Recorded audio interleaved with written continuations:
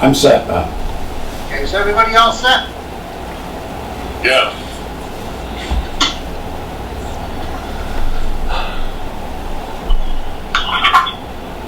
Here, John, you need to turn on your upload.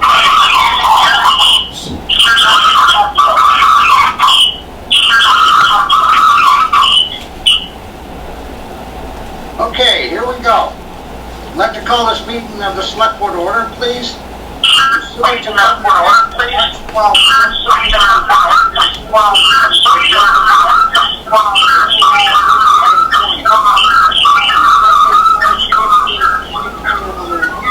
limitation on number of people that may gather in one place. This meeting of the Selectboard will be conducted via a remote station. For this meeting, members of the public who wish to watch an open session portion of the meeting may do so by viewing on Dalton Community Television Cable 1301 or via the Zoom link that is on the town website and on our agenda. No in-person attendance of the members of the public will be permitted. The effort will be session portion of the technological meeting. In the event that we are unable to do so, despite best efforts on the website, audio video recording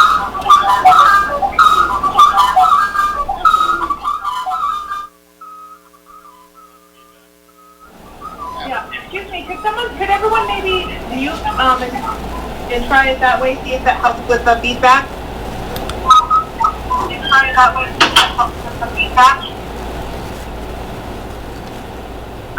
Much better. Okay, all those able, please stand for the pledge, please. And Joe, would you lead us in the pledge? Pledge allegiance To the flag Those able, please stand for the States of America, and to the republic for which it stands, stands one nation, one nation, under under God, God, indivisible, with liberty and justice for all.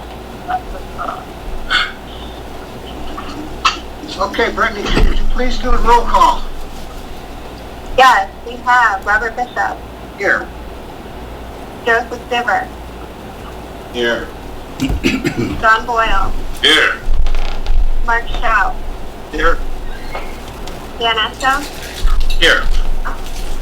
and Tom Manderson Walter. Here, Yeah, he's there someplace.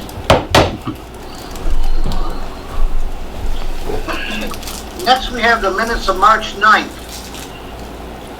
Has everybody had a chance to read them? If so, I'll entertain a motion to accept. Mr. Chairman, I move that we approve the minutes of July 9th. Okay, is there a second on that? I'll second that. Okay. Motion's been made and seconded. Is there any further corrections or concerns? All right, all those in favor, roll call vote. Joe? Yes. Mark? Yes. John? Yes. Dan? Wasn't present at the meeting, am I able to vote? You can abstain, Dan, that'd be fine. Abstain. Okay. And Bob, yes. Okay, minutes of March 16th.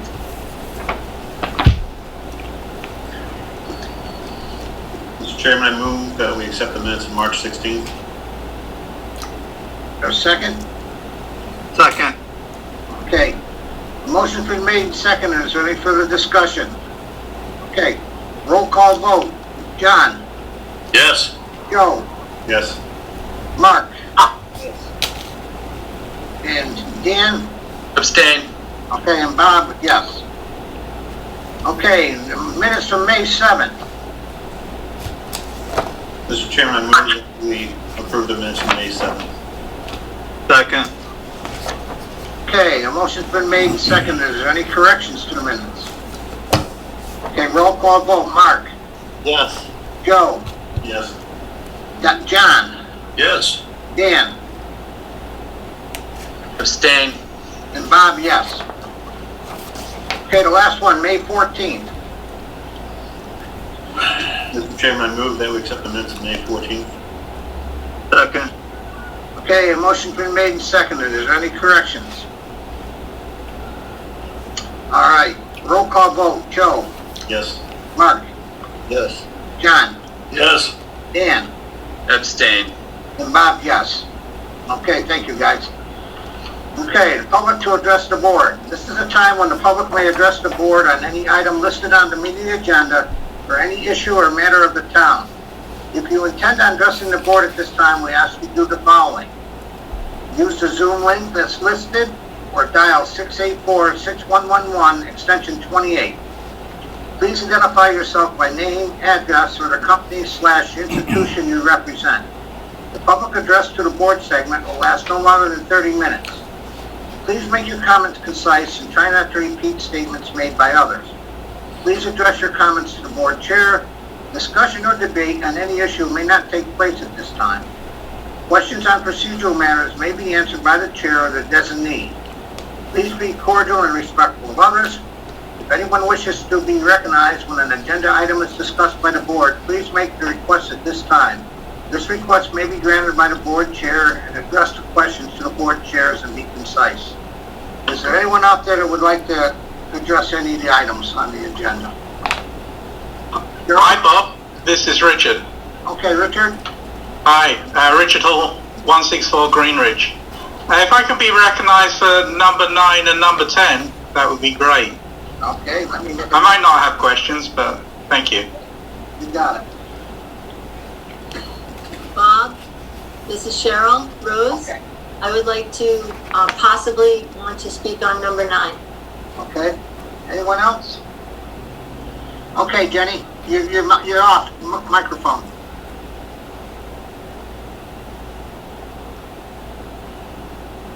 I'm assuming you want number 9, correct?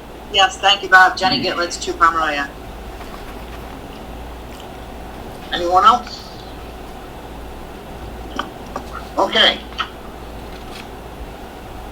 Okay, we'll go to item 6, the COVID-19 Phase 3 opening update. I do believe Jane's with us tonight, and if she could start us off. Can't hear you, Jane. I double muted myself.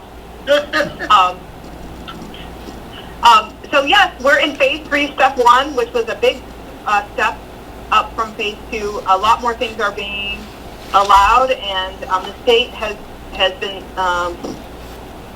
trying to get information into our hands, and it has been mixed results. And so one of the things that we're trying to do at the Board of Health is really help businesses as much as possible understand what their responsibilities are, what is allowed, and then act as a resource for them. And we have heard back from many of them. Events through the spring, there weren't very many events allowed, and so people are very anxious to get their events. And so some of them have been contacting us, the Board of Health, and been very proactive about, looking at the plans and making sure that they're following all of the guidelines. Others have not, have contacted us to kind of let us know that it's happening, and others haven't contacted us at all. Ultimately, it's their responsibility to ensure that they're meeting the standards. But I really struggle because they're so difficult to find online. So I don't know if it's going to be through the webpage, or if there's finally a link that kind of has everything listed in a nice way. So you might be seeing a press release later on this week telling people where to find that information, but also letting people know how to file a complaint, which my experience so far is that people have not hesitated to complain if they see something that they feel is unsafe. We are following up with, today I followed up with 3 food establishments that had complaints come in, either because they're not wearing masks, or they're not having their employees wear masks, or sometimes some of their methods aren't meeting the standards. So we're just following up on all of those types of things, and just trying to follow the guidance from the state as far as warnings. That's as far as I've gotten, and I'm hoping that we're able to have everyone comply to the letter and spirit of things, with only issuing warnings, because it's the compliance piece is really the most important. There is one event that kind of is up in the air that I would like the board feedback on if it pleases you. There is, the Holiday Brook Farm does a bicycle race every year. They might do one or two of them actually. And they had contacted me in June, and I advised them that what they were proposing is a road race, and which are not allowed until phase 4. I was advised today that they were going to continue to try to have it under phase 3. So I asked them to submit their plan to me, that I would take a look at it, but there's a good chance that they won't be able to have that in July. And they feel strongly that they can do it under phase 3. So I'm going to check in with the state and the Department of Labor Standards, just because we don't want to end up with an outbreak, period, and we definitely don't want to end up with a outbreak with something that shouldn't have been going on in the first place. And I just wanted to know, is the board supportive of that approach? Yes, I am. Anyone else? Yeah, I'm supportive of that. If you could share it, Jane, what's their position of phase 3? But I know phase 3 just doesn't fit in that bucket. So phase 3 allows for gatherings up to 100. And phase 3 is, so in phase 3, for instance, you can have live music, but, everyone has to be a certain distance away. You can have up to 100 people outside, up to 25 people inside. Joe, am I answering your question, or? Yeah, but that gathering is a social distance gathering. It's not 100 people together or people that are going to be close together. Well, and I think that they're going to submit their plan, and we'll look at it. I think that part of the issue is that it's a lot of work for these organizers to put together, kind of their COVID control plan. And some, like, there's a concert series that's coming up, and I'm forgetting the name just now. But, they really did a good job of looking at those standards and trying to meet them, and hopefully the bicycle race will as well. It's just... All right, see what they come up with. Yeah. So that's kind of that. Another COVID thing, of course, we all love to talk about bathrooms. There was a little glitch to get started, but it seems like it got worked out, and the report today is the bathrooms were reported as immaculate. So that's what we are hoping for and striving for as we move forward. So some other questions that I have to the board is, one of the changes that just happened, so the ban on plastic bag bans. So is my understanding that Dalton does have a thin plastic bag ban, is that correct? Yes. So that, and if my research is right, you've had that for a couple of years. What has happened is that the governor had issued an order that had banned plastic bag bans, and that expired on June 30th. Then this weekend he came out with guidance allowing people to use reusable bags again. And so my question for the board is to feel about Dalton at this point is free to move forward with banning plastic bags again, and allowing people to use reusable bags at the grocery store. So my question before the board, and I don't know if it's just guidance or if you need to make a motion, is to whether start, reinstating that plastic bag ban or wait it out. So that's the question that I have for the board. Okay, any board comments? Mr. Chairman, Yes.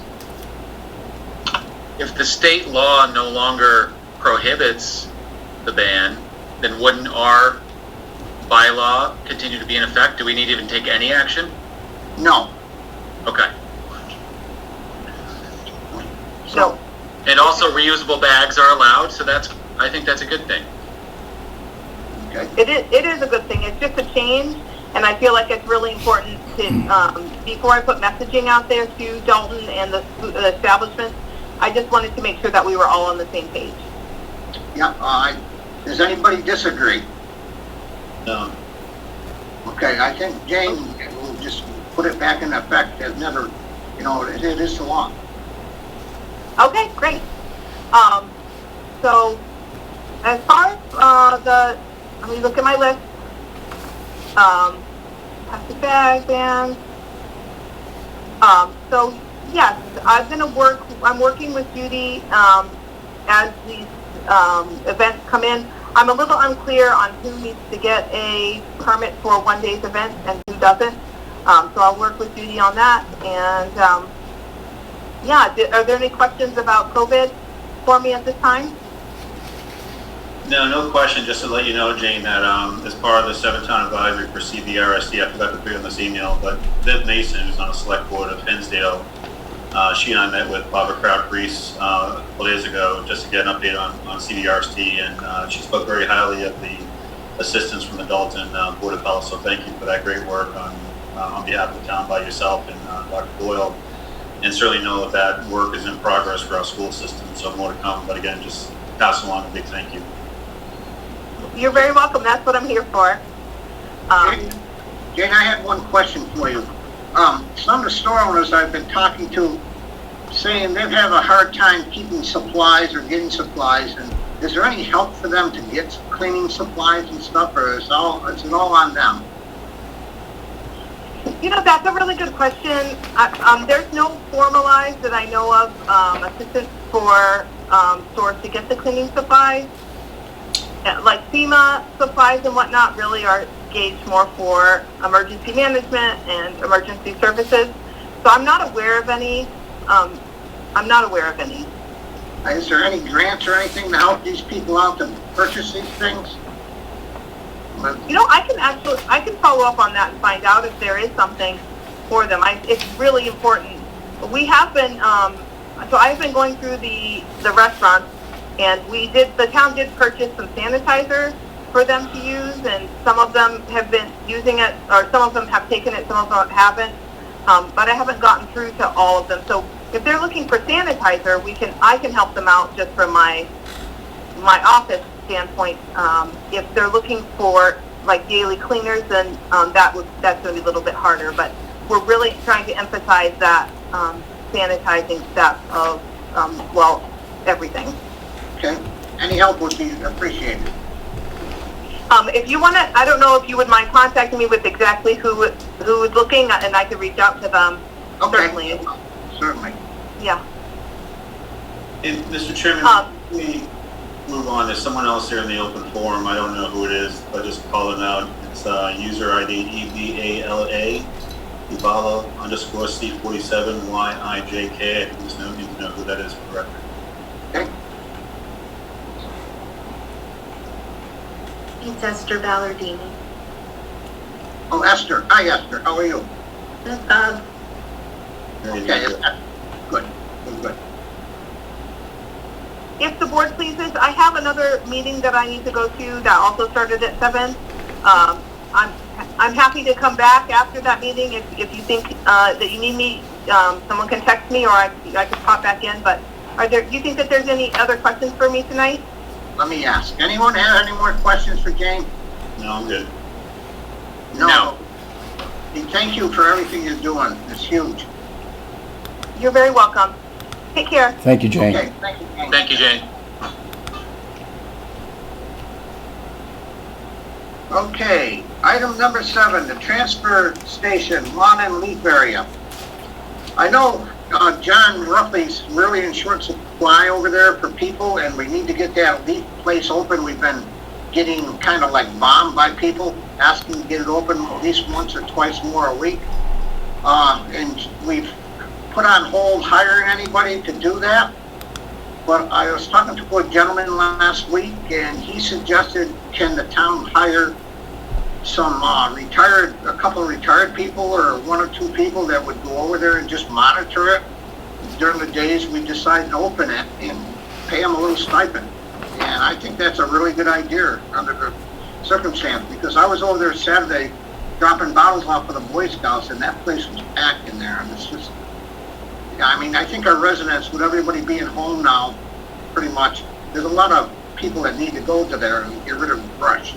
So I'm open for suggestions or whatever. Jenny? And I'm you. Yes, Bob, thank you. I would recommend that the Saturday afternoons be reinstituted like it used to be. I wasn't aware that weekdays were under consideration, but I would say, to bare minimum, I'd like to see the Saturday afternoons reinstituted, because this past Saturday, I noticed several people walking around the iron gate and throwing stuff over the concrete barriers just because they're there. It's 2 or 3 o'clock in the afternoon. They want to get rid of their stuff. Okay, I'm talking about the brush pile. So am I. Okay, Bob, if I may say something? sure, John. Yeah, I agree completely with Jennifer. Being closed in the afternoon is practically insane, because most people do their yard work on Saturday morning, then go to the transfer area to dispose of it, and it's closed at 12 o'clock. It's created a multitude of problems.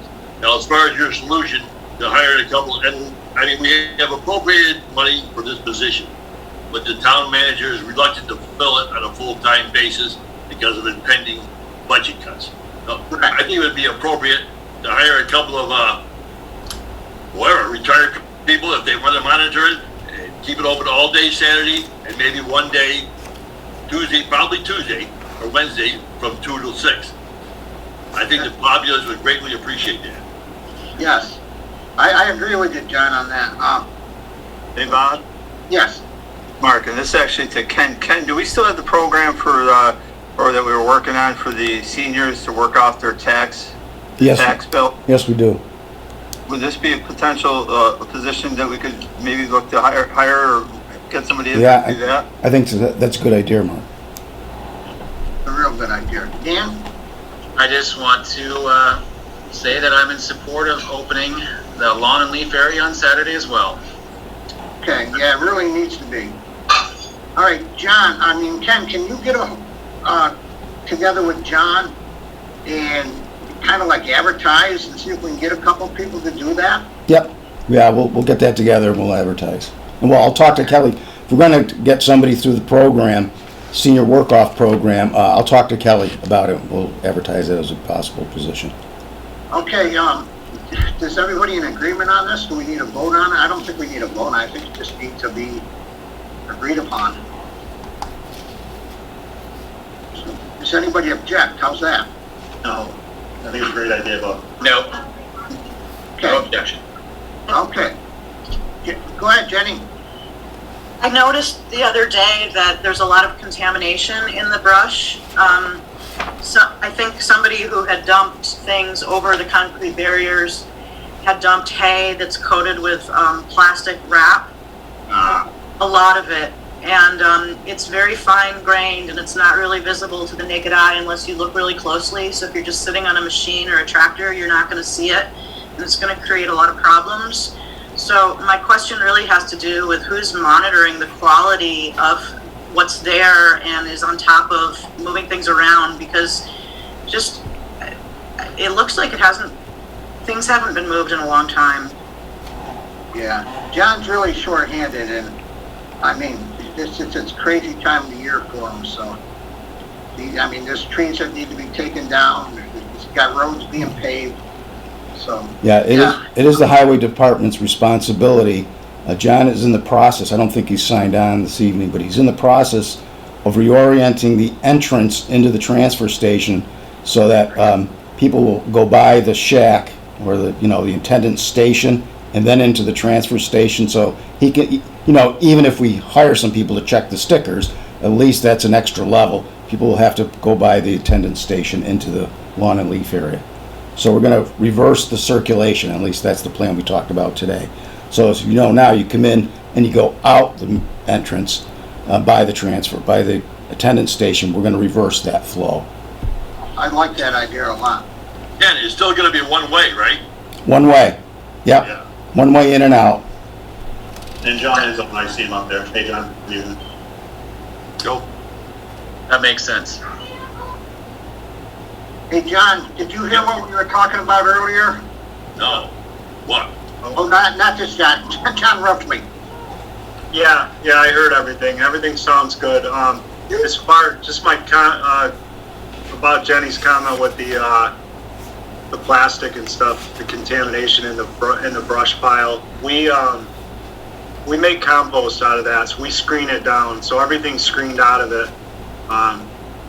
And as far as who's overseeing it, who's watching the stuff being dumped, that's our issue right now. You know, we'll get somebody in there eventually to, you know, to watch who's dumping what. And John, you have any people that are looking for part-time work that have approached you that you can get on the job immediately over here?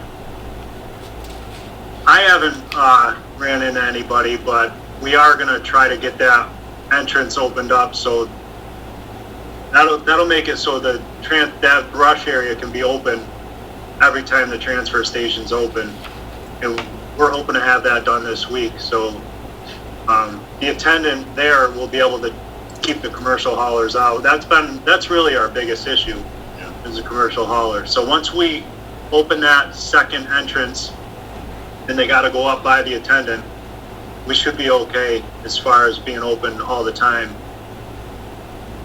Beautiful. Good. Hey, Mr. Chairman, just another brief break here for a moment. Just want to recognize Mr. Parnez from the Eagle is on, good evening, Larry.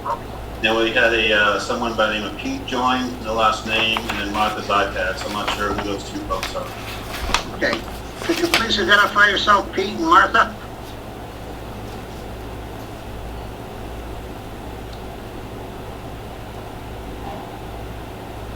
Pete? I know who Pete is.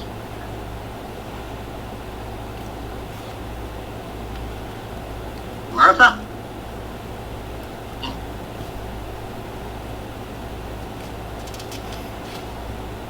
Can you unmute him? Unmute him?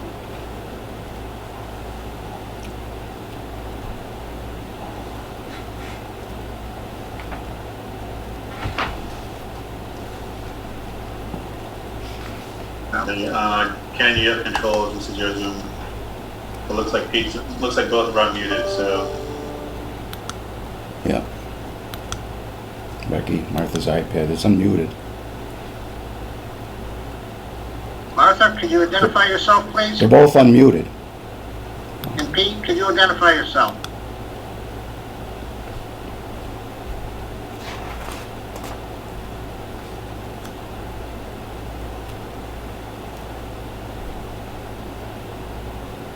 Ken, can you cancel them out? As an open public meeting, Bob, I don't think we should. Okay, all right. Now we'll just move forward. Okay, are we all done with the leaf area? Okay. Okay, item 8, a petition to the National Park Service for a train crossing. We received a letter actually, and requesting that we petition National Park Service to put either a bridge or some way to get the trains to stop blowing their whistle in the middle of the night. So I'm not sure how that would happen, but I'm open for suggestions and comments. Mr. Chairman, may I say something? Absolutely. Okay. Being owning property directly adjacent to the tracks up here, I'm very familiar with the operation of CXX. And I've read Steve's letter here. I guess it's not a secret, it came from Steve's ear? No. Okay. Hey, my understanding is that trains are required. Absolutely they're required. So where people crossing the tracks at the AT and Appalachian Trail. I would think that a letter to the U.S. National Park Service and CXX that they could fund the design. Well, first of all, the National Park Service has little to do with the Appalachian Trail, except when the Appalachian Trail goes through a national park. Now, I think I have a way to put Steve on the right track. Okay. I just try to collect my thoughts. All of his problem is caused by CXX trains. If you notice closely, Amtrak trains do not toot their horns. Nobody probably noticed that except somebody that lives here. That's all right. So CSX is the problem area, and like any other operation, they're developed. They're set up in administrative districts, and Dalton is part of the Albany district of the CSX Railroad, and they had their headquarters and offices in Selkirk, New York, which isn't too far from here. Now, I have all the contact information for the administrator, and I would suggest two things. Well, one thing actually, that we contact the administrator, or Steve contacts him, and have a sit down with him and ask him what options are available to the town of Dalton, and obviously elaborate on what our issue is. Also, John, could you do that? Could you get a hold of him and set up a meeting with us? can you hang on, Mr. Chairman? There is such a thing, and I can, I don't know, maybe I can send this to the board members or what. Hold up in front of me, I don't know if you can see this. No, also I got it a blank. Okay, there is a provision in the FRA, Federal Railroad Track Administration, for establishment of quiet zones. Right. Okay. So, I mean, this is probably, from what I read, is probably a bureaucratic nightmare, but it might be worth a try.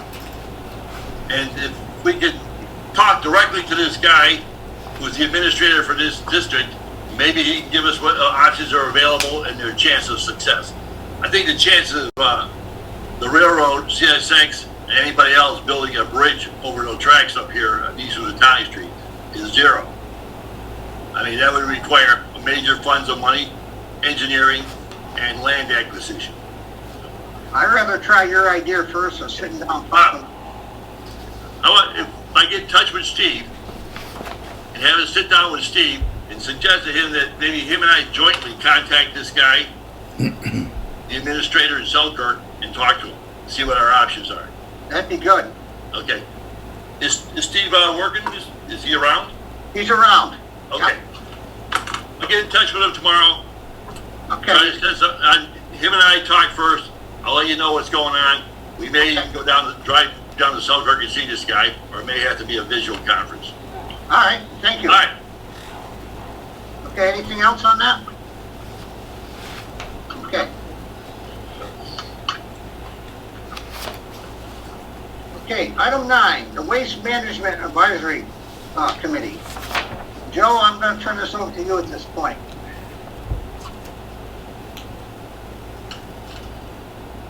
Sorry, Bob, I was on mute.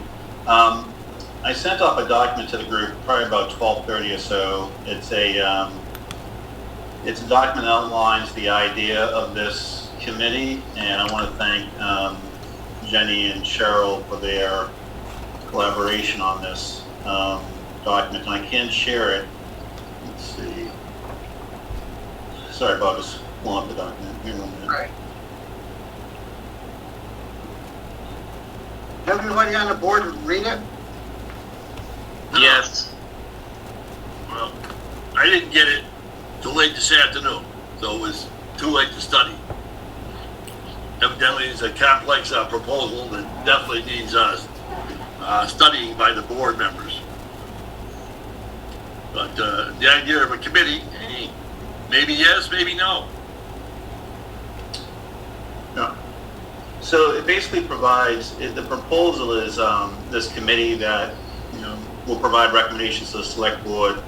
As a mission statement here, it says to increase the quality, improve the quality of recycling, to decrease solid waste, to minimize costs for the town of Dalton residents.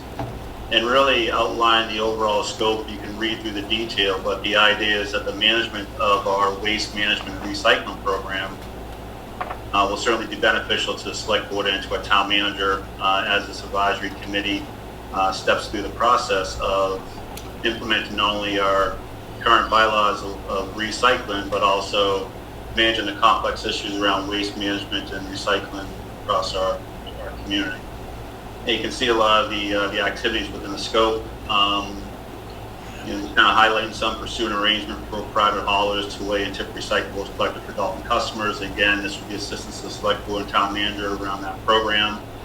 Collaborate with education enforcement coordinator after hiring to inform private haulers, town residents, businesses, etc., work with the town health agent, and this group, the town health agent, if I understand it correctly, is ultimately responsible for waste and recycling for the town. So collaborating with our collaborating with our health agent on this program would be extremely important.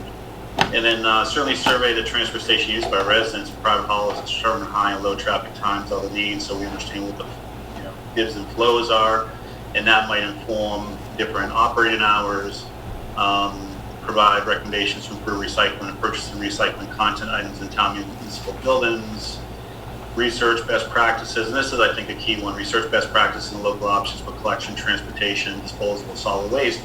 And really that kind of helps inform our end of year one contract with Casella as they're open to renegotiating those terms at the end of year one.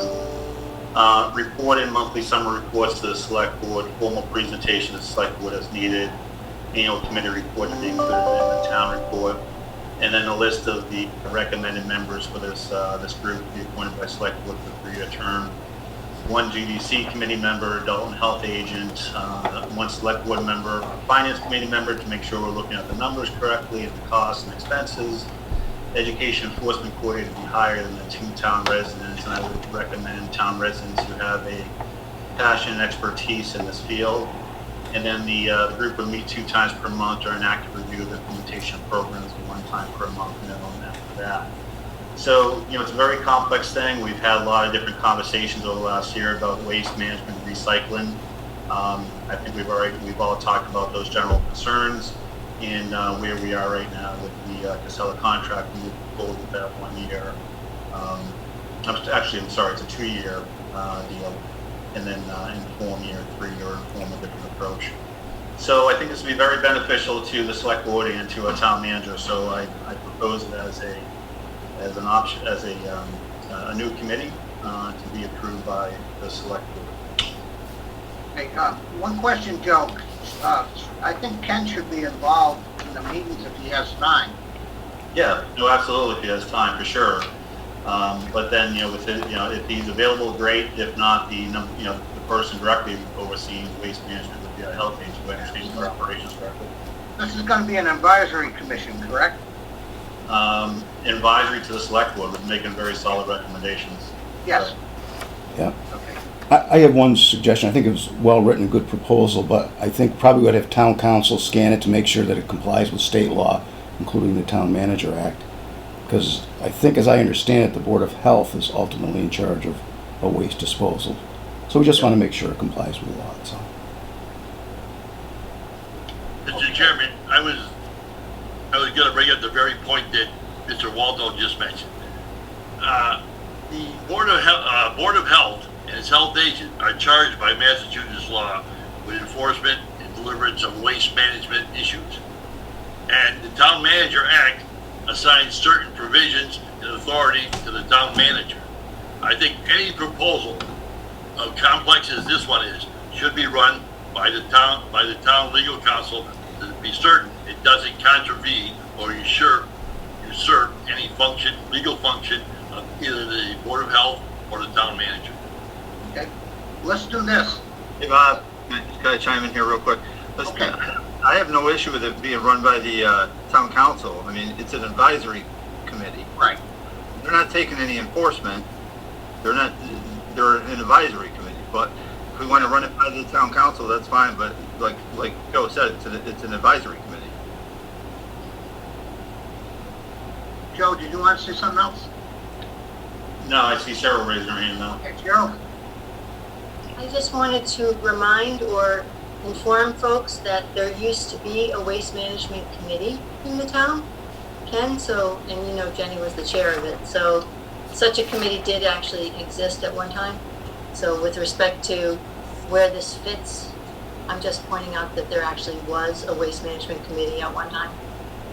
Not that long ago. In the context of years. Okay. I think it's a good idea to run it by legal counsel. And if Ken can do that and we are good to go, then I think at our next meeting we should appoint this committee. Does everybody agree to that?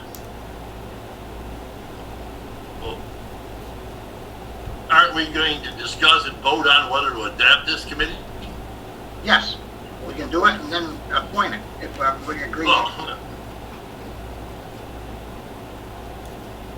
Yeah, I think you wait for appointments until after you get town council review, let town council review, and then do appointments at the next meeting. let's get the town council review and take it from there.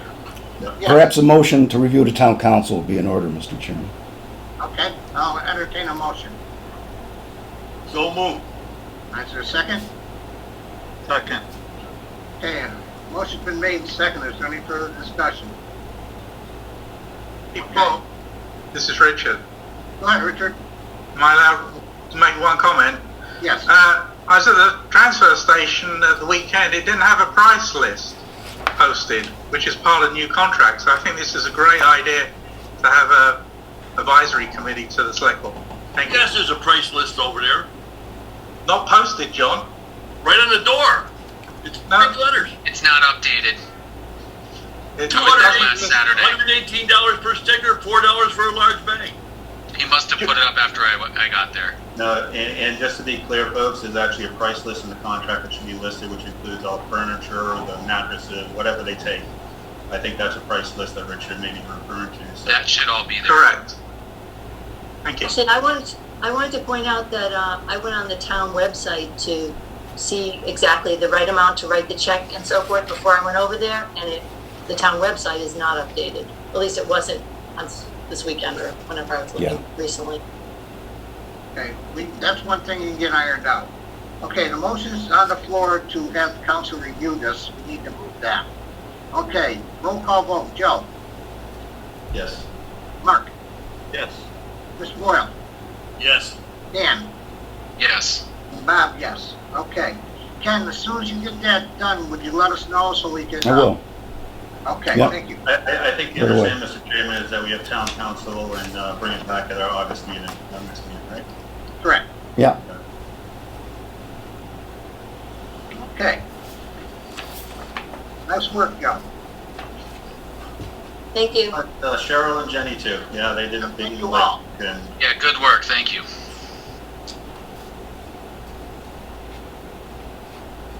Okay, item 10, Dalton Municipal Electrical Aggregation, revised aggregation plan. Ken, I'm gonna turn that over to you. I think we have Denise Allard and Mark Capadonna from Colonial Power with us to talk about the aggregation plan. Now, this plan hasn't changed at all from March when you first saw it, but I thought you might have some questions and they can give us an update.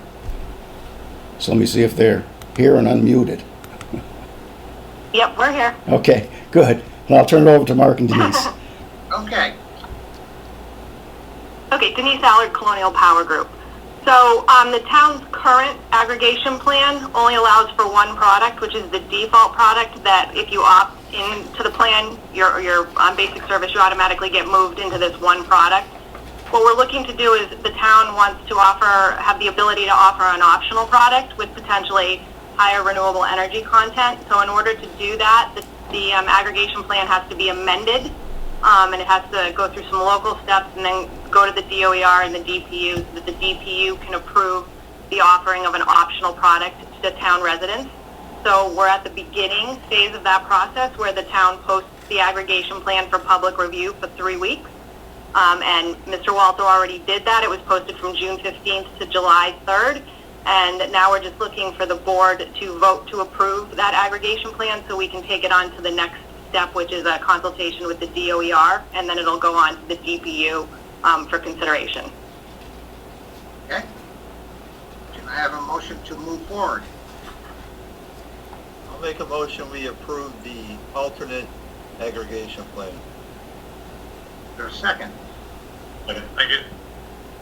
Okay, is there any discussion on this? All right, roll call vote. Dan? Oh, he's muted. Mark? Yes. John? Yes. Joe? yes. Dan? Yes. And Bob, yes. Okay, Denise, you got to go. Great. Thank Great. you. Thank you, Mark and Denise. Thank you. Have a good night. Okay, thank you.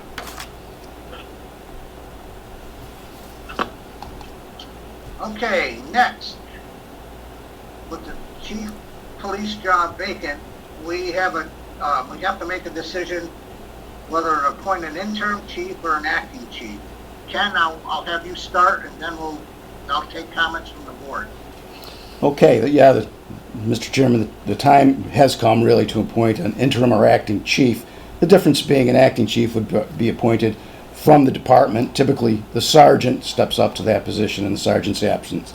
So it usually goes to the most senior officer, or an interim chief, who would be someone from the outside. You'll notice that I didn't submit any recommendations or analysis for you because I simply wanted to leave this open for your discussion. There are certainly arguments on both sides for this. One being the interim chief helps us with staffing because we currently have, we're down by 2 officers, and we have 1 in the academy and 1 going to the academy. And the Sergeant Furlong has been carrying the load for 6 months and doing an admirable job, I think. But on the part of an acting chief, well, the acting chief is already there. He knows the players, and presumably would step in more quickly and readily. But with that, I'll turn it back to the board for discussion. And I think Sergeant Furlong's here too, in case you have any questions or would like him to speak. Okay. Anyone? Chris, you want to say anything? Thank you, sir. Really, I think it's important to think of the time frame for what you're looking for. Initially, we need, so for the past, I'll just say from June 18th to present, we haven't had a police chief on paper, and we didn't realize it either, but we don't have the ability to, for example, approve license to carries or disapprove them, cancel people's license to carries, because that has to be done by the chief of police or their designee. Now, I've been doing that as the chief of police's designee, but now that there's no chief of police, I can no longer do those things. Or, for example, our CJIS system, which is so important for managing all of the things that police officers do, or the dispatch center. The chief of police is the executive of the CJIS system, which is provided to us by the FBI, and no longer having a chief as the executive brings us out of compliance. And so it's important to think short term, I believe we need to appoint an acting chief just to change the names, keep the situation, keep the department functioning. And then if you're anticipating that this chief search is going to take, an extended period of time, then by all means, simultaneously look for an interim police chief to help solve manpower issues and help move the ball forward towards the goal line, if you wish. I guess, and our policies and procedures state that in the absence of the chief of police, an acting chief will be appointed, and it would go to the sergeant first, and then if the sergeant's unavailable, senior patrol officer. And I believe if you bypass that that portion of our policies and procedures, you'd have a grievance from the union. So just want to put that out there, and you gentlemen, by all means, feel free to discuss. Thank you. Okay. I have one question. Yes. Sergeant, Yes, sir. if the position of acting chief were offered to yourself, would you be willing to accept it? Yes, sir. I sent a memorandum back in March that said, I would be willing to step into that position to, again, keep the operations running here at the police department. Hey, you've done an outstanding job, and thank you for your frank answer. Thank you, sir. And that'll be covering the administrative duties of the 8 a.m. to 4 shift? Sir, I've been doing it from the 3 to 11 shift, and in the memorandum that I stated, there's nothing that says what the hours are. So I would continue to do that from the 3 to 11 position. Yeah, unfortunately, I don't think the board ever saw that memorandum. It's in your file. It is in your file.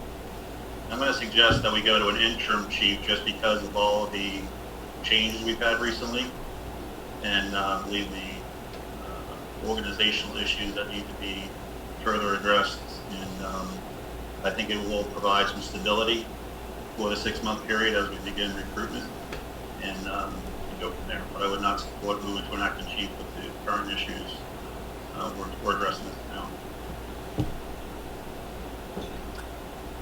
Dan, do you have anything, any thoughts?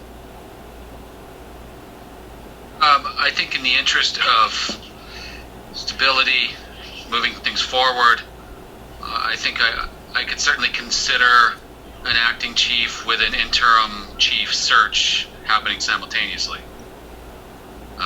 Or a search for a permanent chief.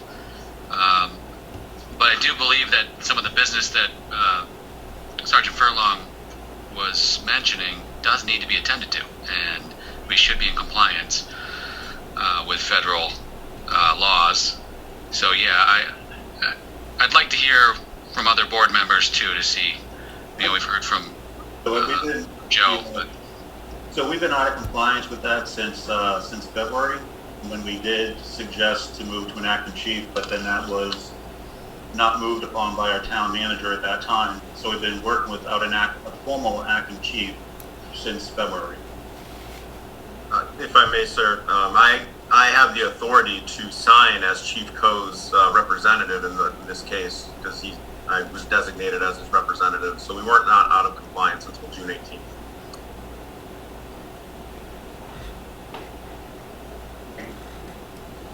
I think we have a good interim chief up, short term, so we can turn that around pretty quickly.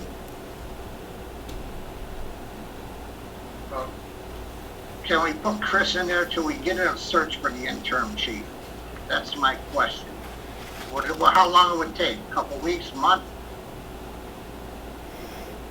Well, what's the process going to be for an interim chief? I mean, is this something where we can put somebody forward and get them in the next week or so, if that's the case? We have the power of appointment, so we can do that. The appointment comes through the town manager, your recommendation for the appointment, and then you have to ratify that appointment. I should think if we want an interim chief, we may want to advertise that, however. I don't have a list of names. One name has been suggested to me.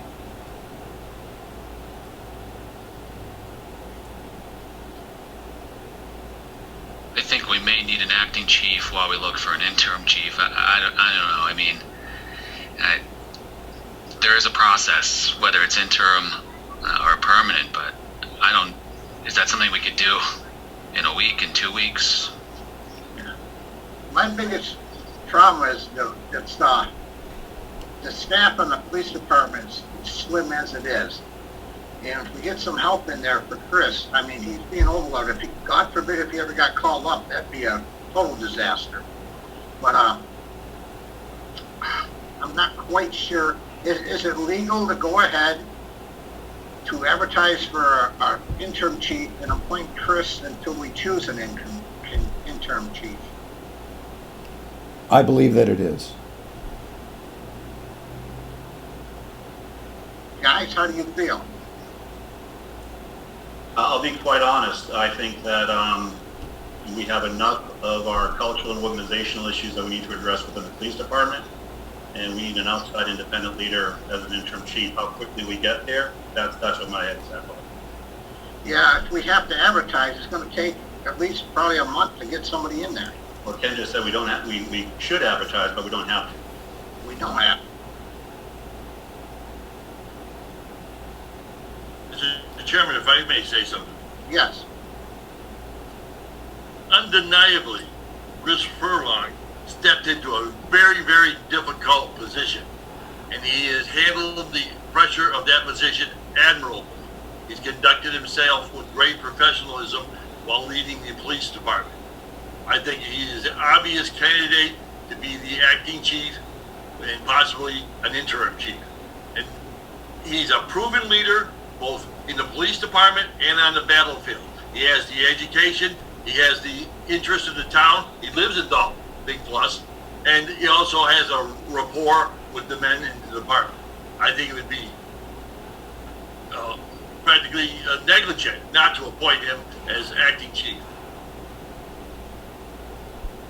Mr. Chairman, when's our next meeting? It's in August. August. Yeah, I believe it's the 17th, Bob. Yeah, it doesn't 17th. stop us from meeting before then if we have to. Mr. Chairman, could we table this and have a special meeting on the 27th of July? Absolutely. In the interim, maybe we can ask around and see about an interim chief, and then, if not, then we'll go forward with doing what we need to do as far as Sandy Furlong. Okay. There's a motion to table. Is there a second? Second. Okay. Motion been made and seconded. Is there any further discussion? John? No. Yes. Mark? Yes. Dan? This is a tough one. I'm gonna say no. And I'm gonna say yes. So we'll table it until we... Mr. Chairman, Yes. a quick question. Isn't there somewhat like a conflict of interest with Mr. Stroud being involved in this? According to... Mr. Boyle, this is for the chief's position. This is for the chief's position. Yeah. This has nothing to do with Sergeant Furlong. I just want to say something about Mark altogether on this whole thing, on everything. He was cleared to act on anything and everything all through this whole thing. Because number one, we got clearance from Tim Zesk.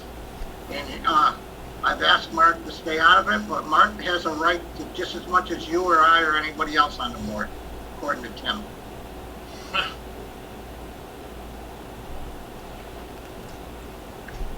I don't Okay. see a conflict of interest there. I don't either. Okay, so it's tabled to the 27th. We'll make a meeting on the 27th, okay? Okay, appointments. Number 12, a reserve police officer, Mr. Furlong. Yes, sir. So I'm looking to appoint Trey Ballardini to the position of permanent intermittent officer. He is on the Zoom call as well, so if any of you gentlemen might like to talk to him, he is available. But he's grown up here in Dalton, a graduate of Wacona. Has been going to BCC to work on his bachelor or his associate's degree in criminal justice. He was a Dalton Police Explorer. He was a Dalton Fire Explorer. Serves on the Dalton Fire Department. Has been working part-time as a police officer in the town of Beckett for a little bit of period time. And he is an outstanding individual. He's here for all the right reasons. And I'm looking forward to beginning his training starting next week. Did you say permanent reserve? Yeah, that's the permanent intermittent officer. That's the terminology for a reserve officer. What would his hours be, Chris? He would fill in vacancies. So when somebody takes a vacation day, there's a shift available, he could sign up for it, work that. Basically starting as part-time like we all basically did here. I wasn't aware of the permanent reserve program. That question came up before and the answer was no. So I just want to make sure we're using the right language with the right appointment here. I've got... And that goes back to our July 8th meeting when I asked that specific question and answer. I've got intermittent officer. The memorandum says permanent intermittent. Could be... I'd have to go back and check. It could end up being... It could be reserve officer. Mr. Chairman, I would... And maybe Ken has some more input on that, but the memorandum... Yeah, no, I have to go back and look at definitions, but it certainly is intended to be a reserve as we normally have reserves that would be eligible for promotion to full-time. Yeah, and I'm looking at the civil service Right. documentation, and civil service, the list says permanent intermittent officer. That's the terminology. Yeah, I just want to make sure we're clear on what our program is, because we do not have permanent reserve officers, to my understanding. Yeah, that's, again, it's not permanent, that's just the terminology that's used. So it's not permanent, but we use the word permanent. That's civil service, I don't pick it. Yeah, I think we just change it to reserve officer. Let's make it clear. If Sergeant Pugh and town manager want to bring a permanent reserve officer program forward, certainly do so. But let's use the terminology that we have in our program today, which is reserve. Sergeant, do you have any problems if we just appoint him as a reserve officer? No, absolutely not. I mean, that's what all the paperwork that's signed is for, so Okay, that's fine. okay. A motion to accept the young man for a reserve officer. I'll make a motion, we appoint Trey Ballardini as a reserve officer. Second. Okay. I know the family really well. And I know somewhat of him. I've seen him grow up a little, and I highly recommend this young man. So I'm going to say yes to him. So, okay. So we'll do a roll call vote. Dan? Yes. Mark? Yes. Joe? Yes. John, Yes. and Bob, yes. Okay. Thank you, gentlemen. And Trey, if you're still on, if you want to just, introduce yourself to the board, they probably would like to maybe see your face and hear from you.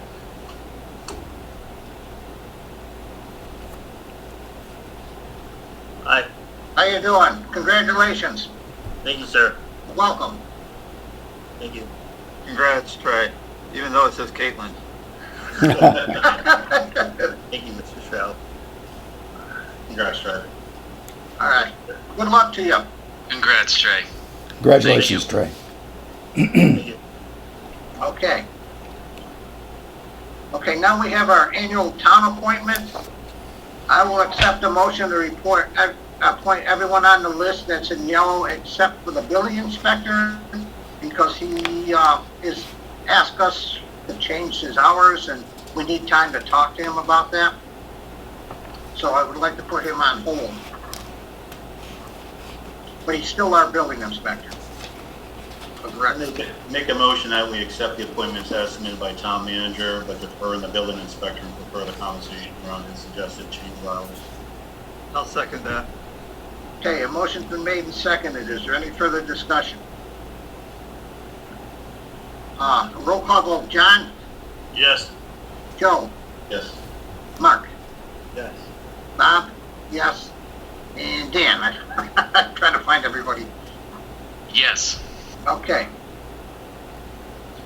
Okay, Sergeant, we have some junk card extension requests.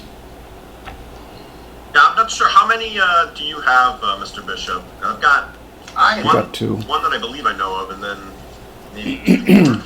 I only had one, Sergeant. Okay, do you have, is it Cullen, the last name? Yes. Yeah. Okay. We have Cullen and we had Sposato. If everybody got that one. I've got Steeples. Sposato. Okay, and I had a potential third, but we'll go with those two. So again, Mr. Cullen, he received a third violation. He finally got in touch with us, and he asked for an extension. I read through it. His extension request seems reasonable. However, he waited until he's already gotten a third offense. So his first citation was issued on March 3rd. The board would consider doing two 90-day extensions from the date of the original citation. He would have until September 3rd to take care of this issue, and his letter seems to indicate that that would be more than enough time. So I'd ask the board just to consider two 90-day extensions and give them to September 3rd to address the issue. Sounds reasonable to me. I have a question, Bob, and not specifically this case, but just in general. It seems like every time we're talking about junk cars, all we're doing is extending programs or extending fines. How successful is this program by actually getting rid of junk cars? Is it just that pressure, and how much time are we actually investing in that program? Maybe a question to Ken, because it seems like every time we have one come up, we're doing another extension, re-extension, now we're going to do a fourth extension. Just seems like a rodeo. I don't think we've done more extensions, and they typically get rid of them, and Sergeant Furlong can confirm this, I think. I mean, I think it's been spectacularly successful at having people get rid of their junk cars. We do routinely give the extensions, and that has to be granted by the Selectboard under the bylaw that was established for the junk cars. I guess, how much fines are we actually gathering versus time spent? It just seems like a program financially will just serve through the bylaw, I guess. I mean, really the goal of the bylaw is to get rid of the junk cars and not to collect fines, and I think Sergeant Furlong will tell you, if we take people to court, sometimes they get, I shouldn't say this on TV, they get thrown out. So really what we want to do is encourage compliance with the bylaw, and that I think we've been successful. But we could review the bylaw and amend it as you see fit. Yeah, we may want to take that up in conversation in a future meeting, to make sure we can enforce, we'll need to enforce the bylaw. Somebody put that bylaw in there for a purpose. Yeah. How much of a headache is this to you, Chris, to have to keep going back to these people? It's not so much of a headache. I mean, we track it pretty well. We go back and check. I actually today just mentioned to the town manager that it seemed to make more sense to me that if, it was just handled at the police department level as far as extensions and things of that nature go, it wouldn't fall really to you and we wouldn't be wasting that kind of time. And I agree with Mr. Diver on that. And then any appeals that come, to us would then be forwarded up to you, but we could make it far more expedient and less time consuming if we went that route. But my understanding from the town manager is past boards, some boards have been really wanting to be on top of it and involved with this, and it's really the pleasure of the board, I guess, at the time. Honestly, it falls onto you guys, so I have no problem letting you guys do it that way. I don't know how everybody else feels. Yeah, I just fear the situation or the argument, we give somebody 4 extensions, we don't give somebody else 4 extensions, we only give them 2. How is that all tracked? How are we making these decisions? I have absolutely no insight into that data. It just seems like last year, every time it comes up, we motion for an extension. Yeah, I just assume let the police handle it, to be honest. Yeah, I think that'll be fine. Whatever we can do to streamline this and for a better utilization of resources for the police department and for the town, whatever we need to do, I'm for that. Yeah, I agree, Mark. I agree. Streamline. Ken, are you okay with that? Oh, yeah. Chairman, delegate this duty to the police department, Yes, police chief, or acting police chief. yes. Grant extensions based on his knowledge and common sense approach to compliance with the junk car law. Junk car law is very, very popular among the people at Dalton. This is not a financial issue or a fine issue, it's a quality of life issue. Yep. I mean, a lot of neighborhoods don't see this, but a lot of neighborhoods is a continuous thing.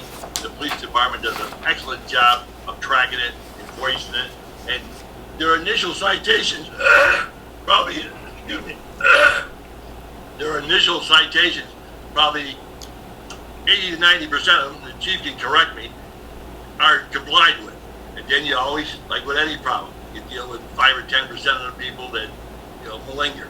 So I think you're doing a great job, and it's a great idea to relegate that authority to the chief of police. Okay, I'll entertain a motion.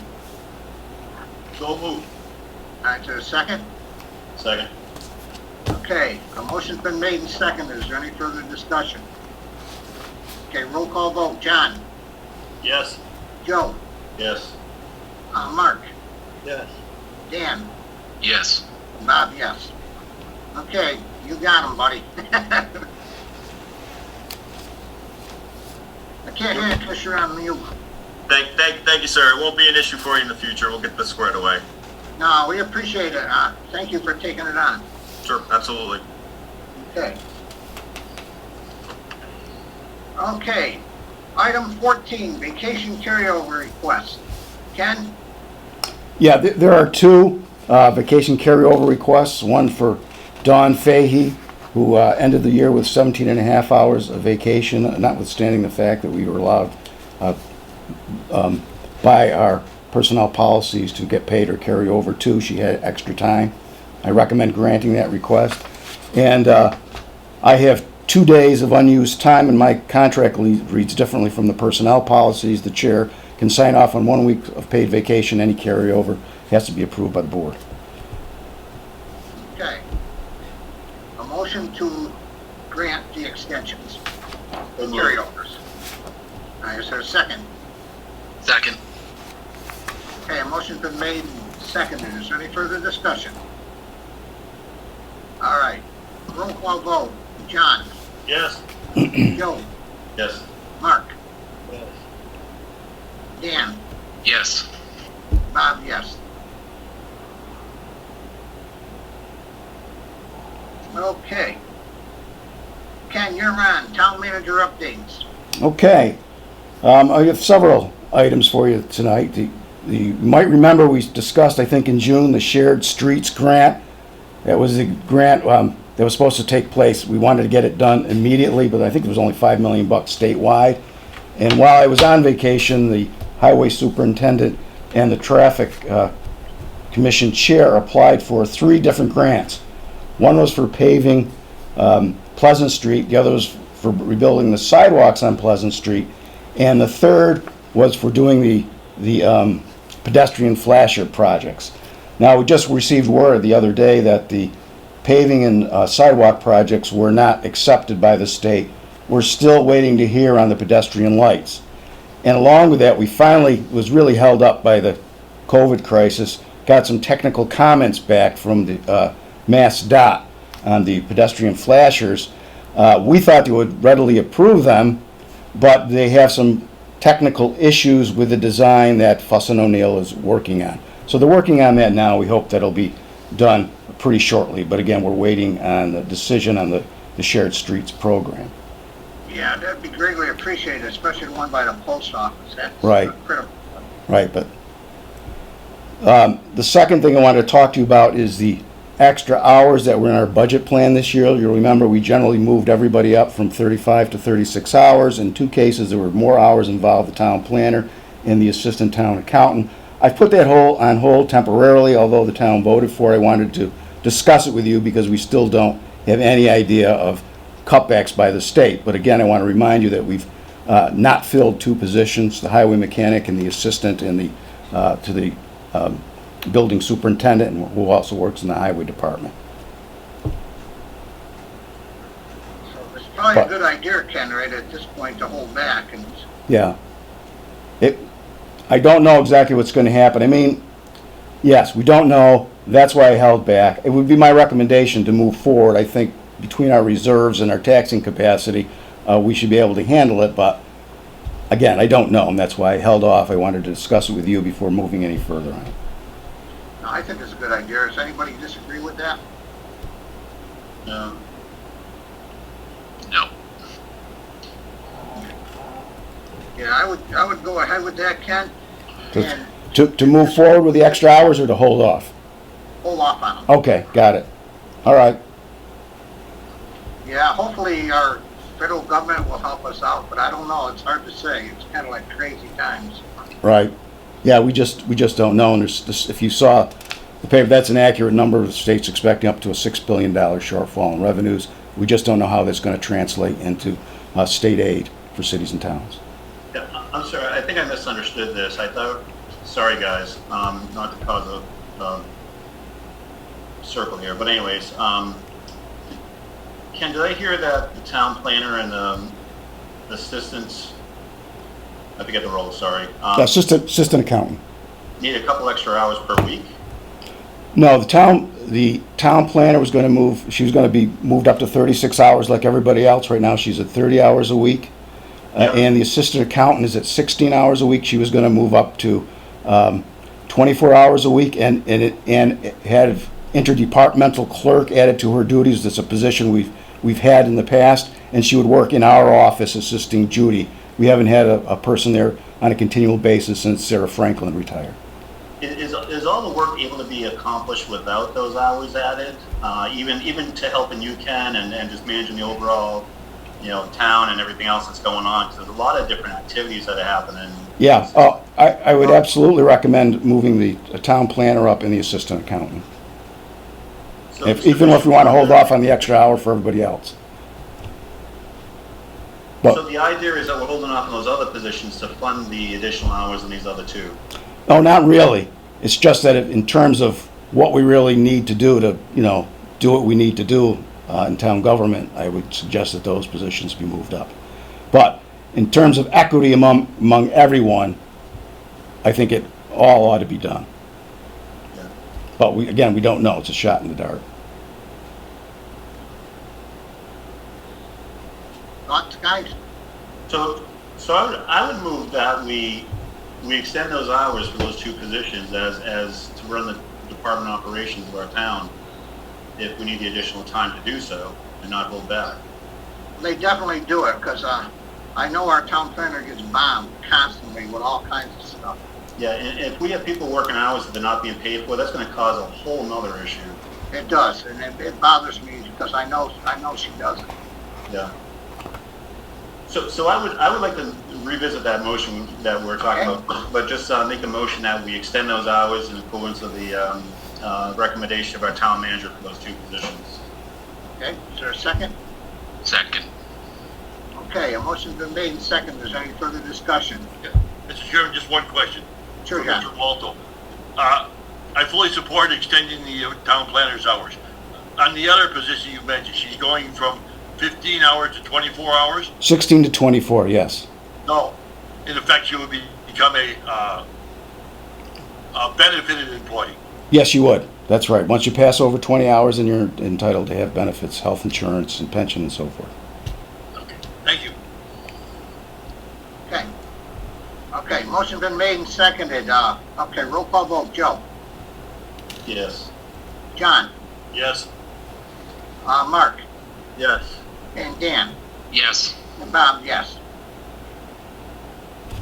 Okay. Last thing I have to talk to you about is staff changes. I got a notice last week that our principal planner, Laura Mafuccio, intends to retire towards the end of August, and we've put an advertisement for her position into play. I'll also be advertising for a permanent health agent. Remember, we have an interim health agent now, and she's wonderful, and I hope she applies for the permanent job. I was gonna say, Yeah. let's get her one. I know. Right now, just so you understand the difference, the interim health agent is paid as an expense account, not a salary account. And we're not funded to pay those expenses for an entire year should we choose to do that. And the last thing I have to tell you is that I have decided to retire. And I could have sent you an impersonal notice. I'm required by our contract to give you notice 30 days in advance. And I'll send that around later on. But on August 13th, I will retire, and I'll go to my happy hunting grounds. Okay, I'm sorry to hear that. And Got a lot of history there, Ken. Yeah. And that's it for my updates. Okay, so we need to think about that. All right. I think I'll come visit you in the near future. I'm sorry to hear that, but I want to go back to one of the updates that you gave and just kind of see if there's another creative way we might be able to handle that flasher issue, the crosswalk. Is there any other way to fast track that at all? The reason why I say that is because it seems like it's been out there. I can't remember the day that when that gentleman got hit, and I've been on the board for about a year now, and it's always come up. Is there another way to do that project, or are we kind of stuck at the? Unfortunately, it's state highway, and Mass DOT controls state highway. And although we thought the plans of Fuss and O'Neill were great, and they would readily approve them, because Fuss and O'Neill they knew exactly what we needed. Yeah. When they reviewed it, they came up with some additional work they wanted done. And again, the review got held up in Mass DOT because of the COVID-19 crisis. I understand those guys can only go in a little bit at a time. So How do other towns get it? Like you would drive to Northampton or Lee or anywhere like that, state highway. What's their secret sauce? That I don't know, Joe. I mean, I think the thing is you just got to keep pushing Mass DOT. You got to make the time to do it. Thank you, Ken. Hey, Ken, is the flashing lights, is that a new project? No, those are... I know, I'm just kidding. Oh, I'm just joking. okay, Mark. I've only been asking for 4 years. I know. That's It's awful. I appreciate the effort on it, for sure.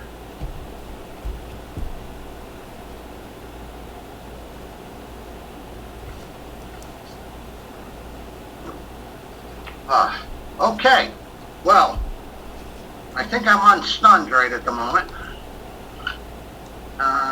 Is there anything else do I dare ask?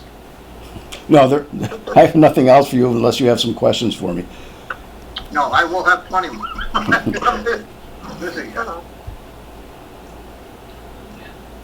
Okay. Let's see. Okay, number 16, the IT project. Mr. Yeah, just a Jones. quick update. Yeah. I see Becky Slick's out there too. So Becky, chime in here as you see fit. Becky and I met the other day, just looking at this IT project. We know the town approved the $200K budget, and we have to figure out the financing aspect. But the reason why I want to chat with Becky is just offer my help from my background. And we also have another longtime Dalton resident who is runs his own business that is offering some free consultant service to help us with scoping out the project and scoping out the ask, which will help the procurement process long term. But we also talked about, similar to what you saw in the waste management, discussion about a working group that will not only look at this as the infrastructure upgrade project, but also an opportunity to transform the way we do some of our business, move a lot of things more online, move our payroll from paper to electronic and different things like that, but work through a committee in collaboration with the town manager and everyone else, but to kind of help navigate that through. So a lot of good wins on this investment, but when we get those wins, if we really not leverage the investment, but actually have the investment unlock and enable these other opportunities. Becky, did I give it justice? You want to add some more there? No, I think you described it pretty well. Since I've started, I've wanted to sort of improve the IT infrastructure within the town hall, and I do have a lot of ideas about it, and I did express them to Joe the other day, and Ken's aware of the same ideas, and I know he's on board with it.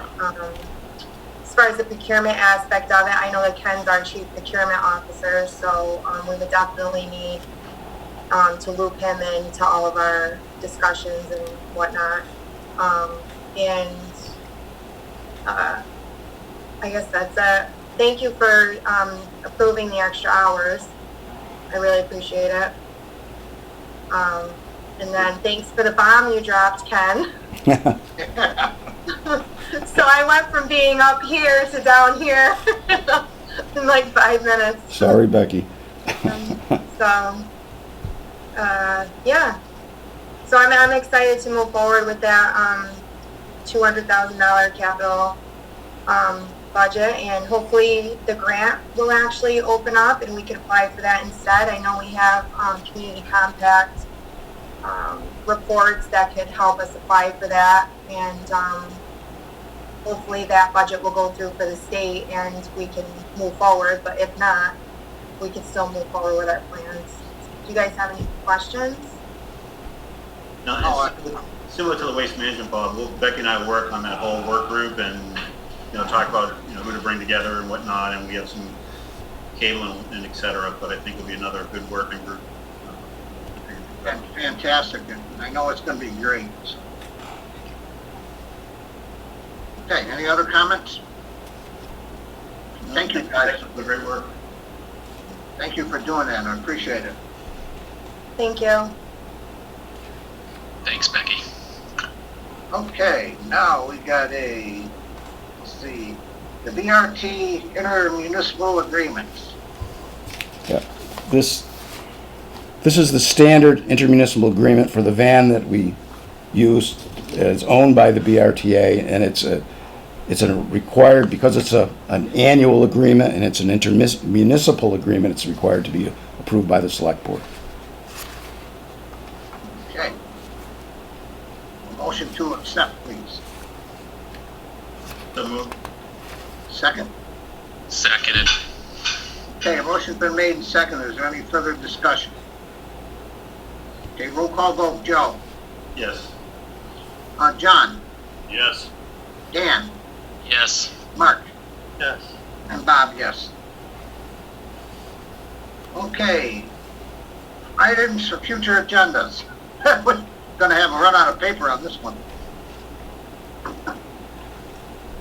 We are going, I don't know. Go ahead.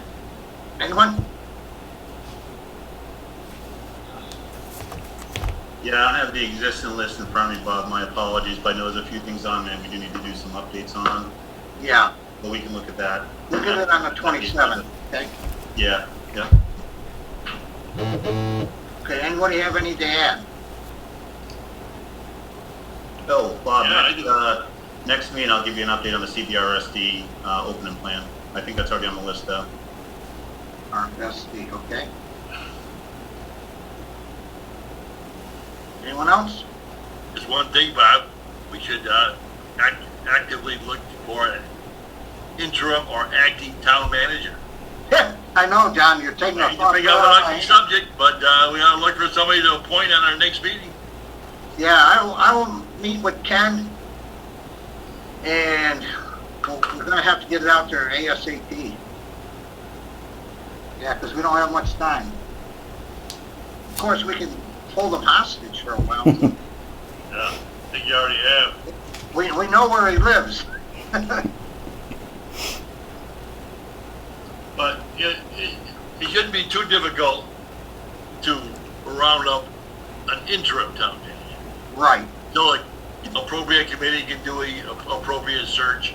Absolutely. Present things to the select board and follow the proper protocol. Okay, we'll get all that straightened out in the next couple days. Okay, is there anything else? Okay, remarks of the select board. Anyone? Just one thing, Bob. A lot of people, and I realize that members of the board can discuss this issue because they're bound by a non-disclosure agreement. I don't think that applies to Mark Stroh. But a lot of people have asked about the total cost of this endeavor, start to finish, and all working parts. So I began an unofficial, non-cooperated tally of how much money we may have spent on the coal matter. And just for your informational purposes, subject to verification, but it's well over $200,000. Okay. Now, I realize the board can't comment, so. Okay, then we shouldn't be talking about it then. Actually, that has nothing to do with the agreement, though. We should look at the tally, and we should qualify that tally and be aware of it. He's not, I think Mr. Boyle's not talking about the separation Okay, amount that was publicly posted in the Berkshire Eagle, but more the internal costs in addition to that. But No, that was included, Joe.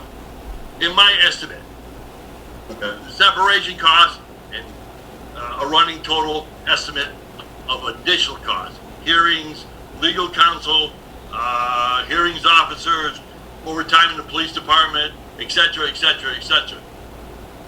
Maybe we have our accounting department qualify. That could be an interesting number, John, to know for sure. Well, it's hard to gather up because, well, I'm taking my time. I just wanted you to know what's going on.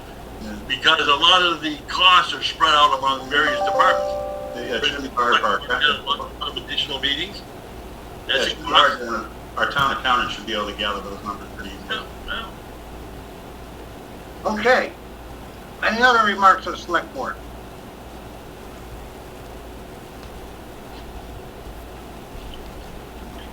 Okay, that leads us to our announcements.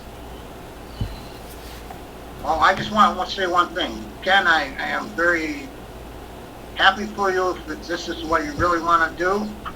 And I'm sad that you are leaving. No, thank you, Bob. Me too, Ken. Me too. Thank you. Thank all of you. Okay, the town hall is now open during usual hours from 8 a.m. to 5 p.m. Monday through Wednesday and 8 a.m. to 6 p.m. on Thursdays. Masks must be worn and social distancing is observed. The Dalton Library is now available for pickup 9 to 5 on Monday, Tuesday, Thursdays, 12 to 8 on Wednesdays, 8 to 4 on Fridays. Library users may begin placing requests immediately by emailing dalton@cwmars.org. Telephone requests will also be accepted. The library is planning to reopen with limited hours and patron restrictions following the state guidelines. Please call 684-6112. Okay, I declare an open session may have detrimental to the public body's bargaining position.